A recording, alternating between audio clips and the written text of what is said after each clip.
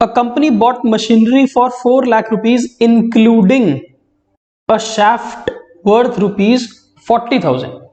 हमने एक 4 लाख रुपए की मशीन को खरीदा है जिसके अंदर वर्ड है इंक्लूडिंग, जिसके अंदर एक उसका एक पार्ट है जिसको हम शाफ्ट बोलते हैं और वो शाफ्ट की कीमत कितनी है 40,000 रुपए।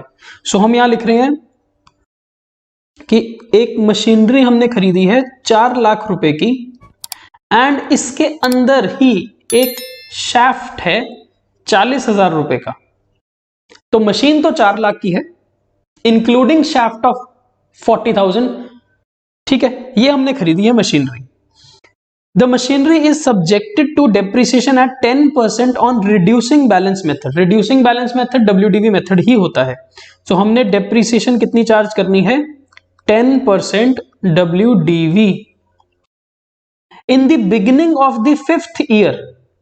हमने 4 साल तो उसको यूज कर लिया, मशीन खराब नहीं थी, लेकिन जब 5th ईयर की स्टार्टिंग होती है, 5th ईयर की शुरुआत होती है, the shaft became obsolete and was sold for 8,000।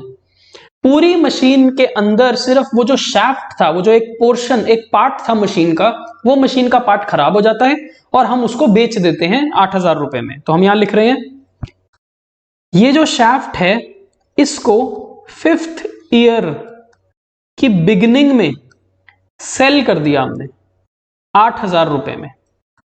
ठीक है, और क्वेश्चन आपसे बोल रहा है कि 5 साल के लिए आपने मशीनरी अकाउंट बना के दिखाना है। सो 5 इयर्स के लिए हमने मशीनरी अकाउंट बनाना है।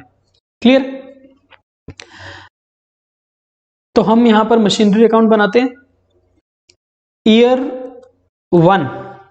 वन बिगिनिंग में हमने मशीनरी को खरीदा, तो टू बैंक अकाउंट 4 लाख। मशीन कितने की है 4 लाख रुपए की। क्या हम इस मशीन के अंदर शाफ्ट को अलग दिखाएं और मशीन 3,60,000 की अलग कर दें? क्या मैं आपको ऐसे करवाऊं 3,60,000 प्लस 40,000 अलग अलग, जैसा हमने अभी क्वेश्चंस में किया, M1 M2 करते हैं हम अलग अलग? क्या ऐसा करना सही रहेगा? नहीं, because we do not know until the beginning of the 5th year कि वो शाफ्ट खराब हो जाएगा। आपको थोड़ी पता है कि वो शाफ्ट जो 40,000 का है वो 5 साल की शुरुआत में खराब हो जाएगा। सो बाय डिफॉल्ट हमें हमारी पूरी मशीन की कीमत को 4 लाख को ही यूज करना है। We do not need to bifurcate it as 3,60,000 बाकी की मशीन और 40,000 का शाफ्ट, बिकॉज हमें नहीं पता कि 5 साल के बाद शाफ्ट खराब हो जाएगा। तो हमारे लिए तो वो मशीन 4 लाख रुपए की ही है।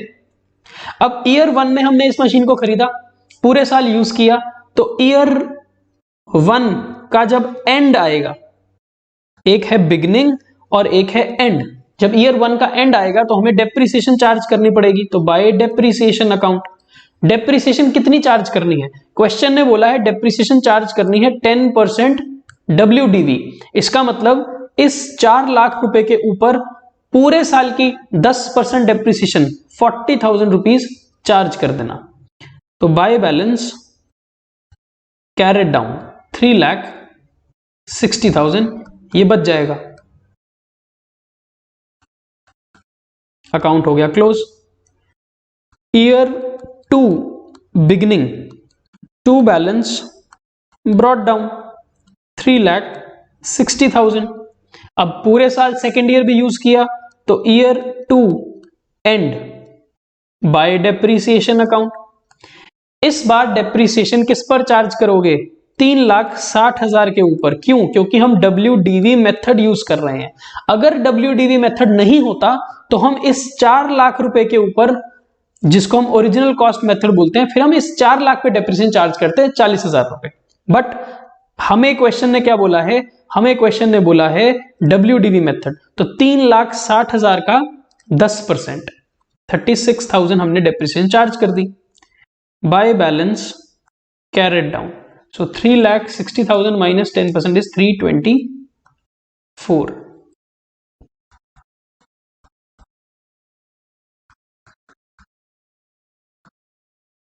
सेकेंड ईयर भी क्लोज हो गया।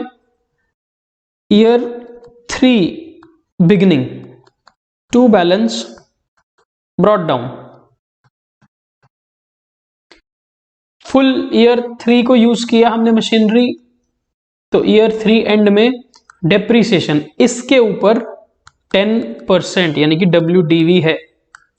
सो by depreciation account 32400 and by balance carried down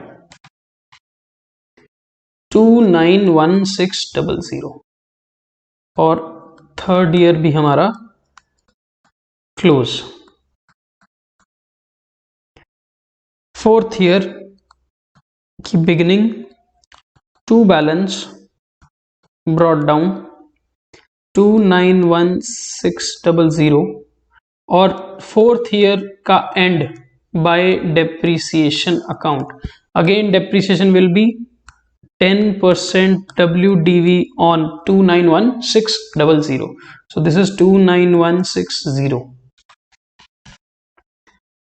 by balance CD 262440 और ये अकाउंट भी क्लोज। अब क्रिटिकल पार्ट आता है जब 5th ईयर की बिगनिंग होगी। To balance brought down 262440। अब क्वेश्चन ने हमको बोला था in the beginning of the 5th year, यानी कि आज के दिन इस मशीन के अंदर जो शाफ्ट है वो शाफ्ट को हम बेच देंगे क्योंकि वो मशीन का जो शाफ्ट है वो खराब हो गया। द क्वेश्चन इज ये मशीन 4 लाख रुपए की थी, कम होते होते आज 2,62,440 रुपीज की रह गई। तो शाफ्ट की क्या पोजीशन होगी? शाफ्ट की भी तो वैल्यू घट गई होगी ना, बिकॉज अगर मशीन का पार्ट है और मशीन की टोटल वैल्यू ही कम हो गई है तो वो जो शाफ्ट है, वो जो पार्ट है, उसकी भी वैल्यू ऑटोमेटिकली कम हो जाएगी। और उसकी वैल्यू भी कितनी कम हो जाएगी? हर साल 10%। तो इस 2,62,440 के अंदर शाफ्ट की कीमत कितनी है ये हम पता कर सकते हैं। देखो 4 लाख रुपए की मशीन के अंदर शाफ्ट 40,000 रुपए का है। इसका मतलब shaft is 40,000 divided by machinery is 4 lakh, which means shaft is 10% of cost or value of total machinery।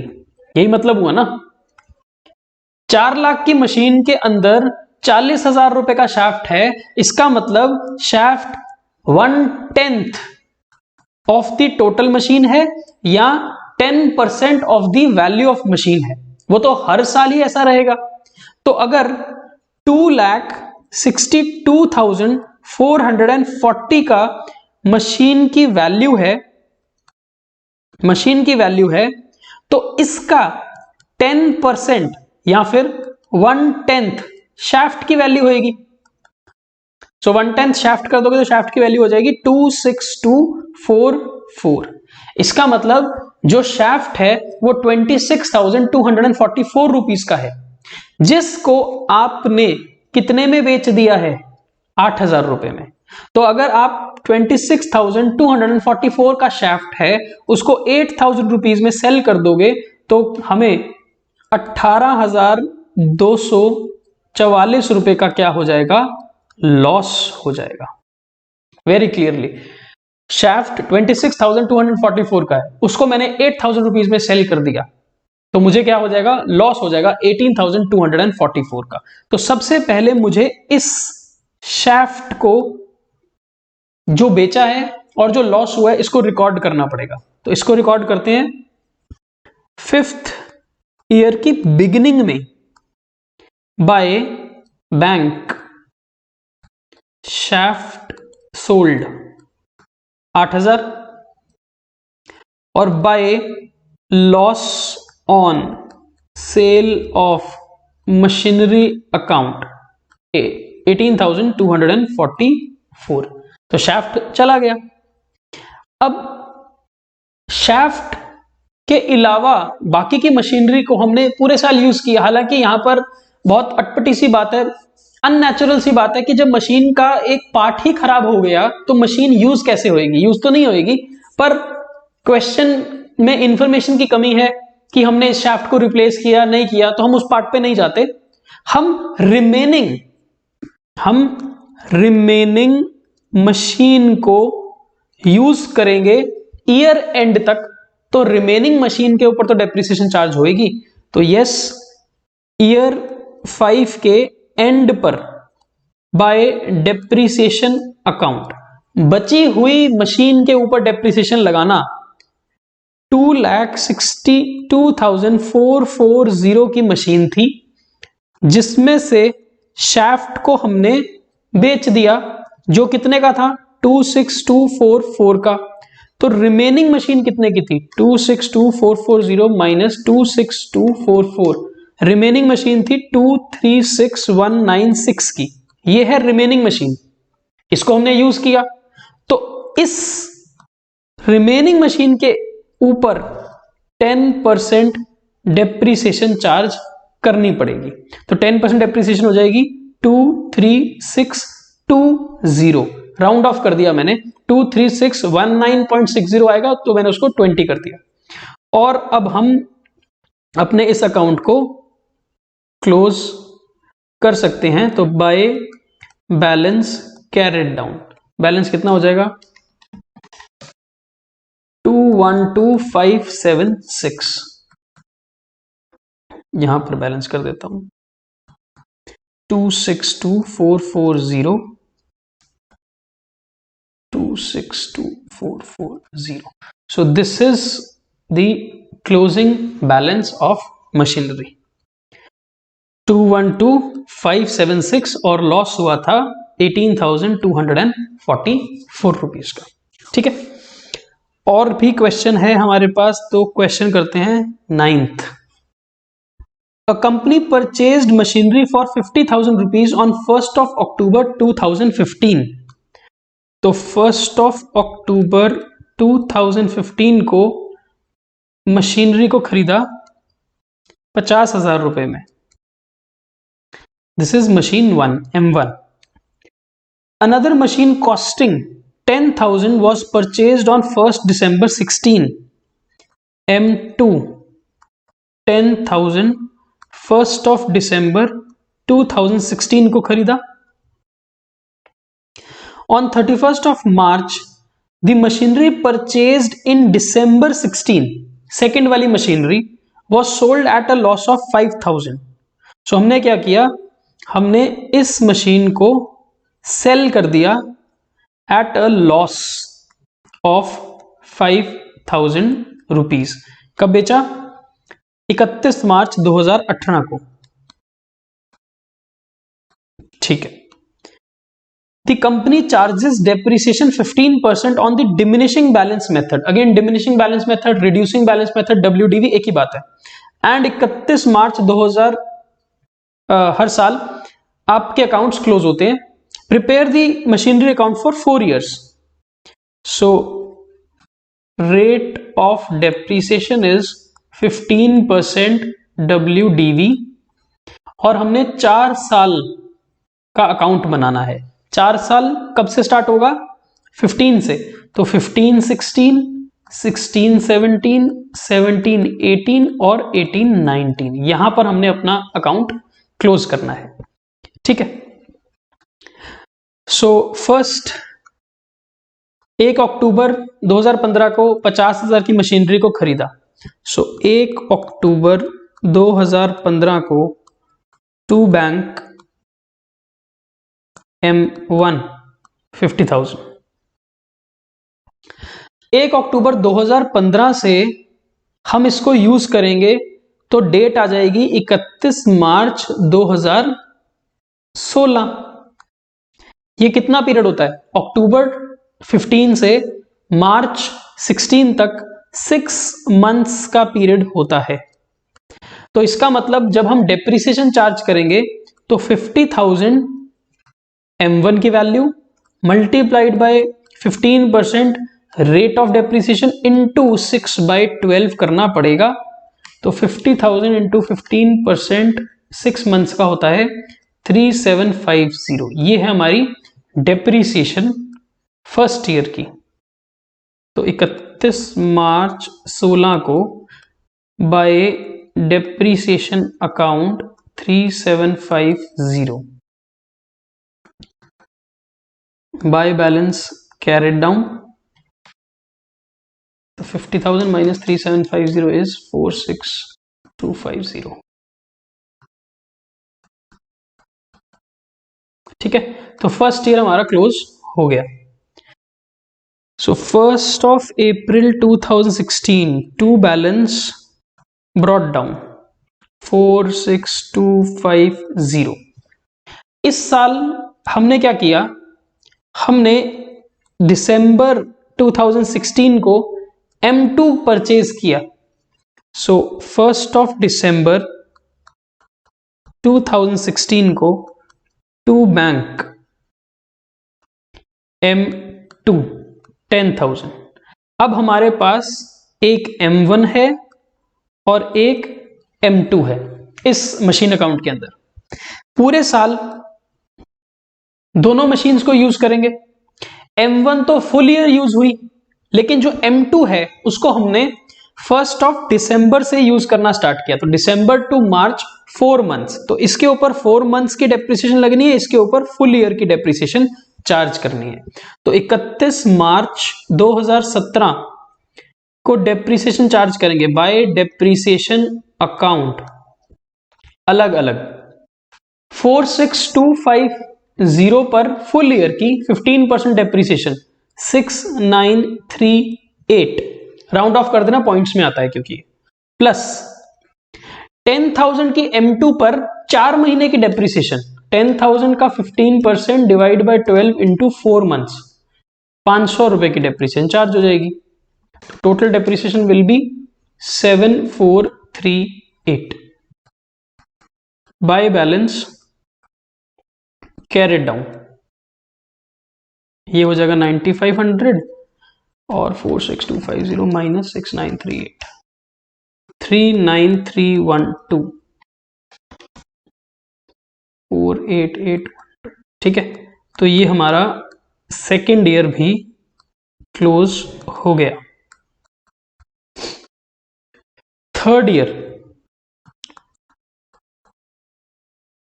To balance brought down 39312 plus 9,500 48812। अब इसके अंदर आपको पता है ये M1 है और ये M2 है। इस साल हमने क्या किया चेक करते हैं। 17-18 में 17-18 ये जो ईयर एंड आएगा, ईयर एंड पूरा साल जब खत्म हो जाएगा तब हम M2 को बेचेंगे। इसका मतलब पहले हमें M1 और M2 इन दोनों पे फुल डेप्रिसिएशन चार्ज करनी पड़ेगी 2017-2018 ईयर की। पूरे साल की डेप्रिसिएशन चार्ज कर दो पहले, बाद में हम M2 को बेच देंगे।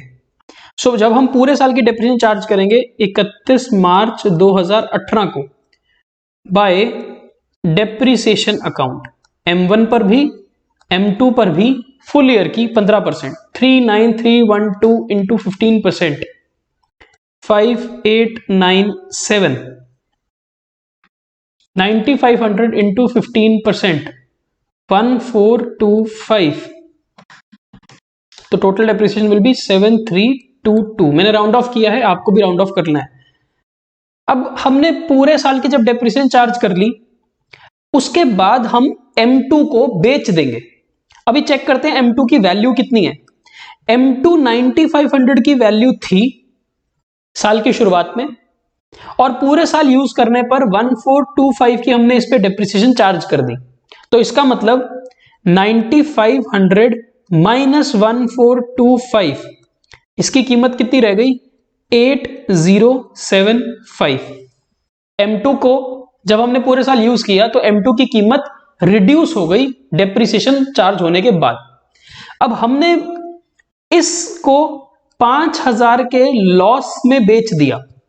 क्वेश्चन ने क्या कहा है, क्वेश्चन ने कहा है on 31st of March 2018 second machinery was sold at a loss of 5,000 rupees.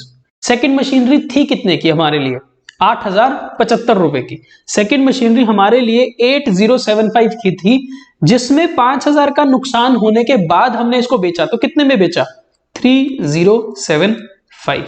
इसको रिकॉर्ड करेंगे हम यहां पर 31 मार्च 2018 बाय बैंक 3075 बेच दी, और लॉस हो गया 31 मार्च 2018 को by loss on sale of machinery account 5,000। M2 खत्म हो गई अब हमारे पास, और हमने M1 पर भी डेप्रिसिएशन लगा दी। इसका मतलब अब हमारे को क्या करना है? अब हमारे को सिर्फ M1 का बैलेंस लिखना है, क्योंकि हमारे पास अब सिर्फ M1 बची है। बाय बैलेंस कैरेट डाउन 39312, ये M1 की कीमत थी, माइनस 5897 उस पर डेप्रिसिएशन चार्ज करी तो 33415, ये हमारे M1 की क्लोजिंग वैल्यू है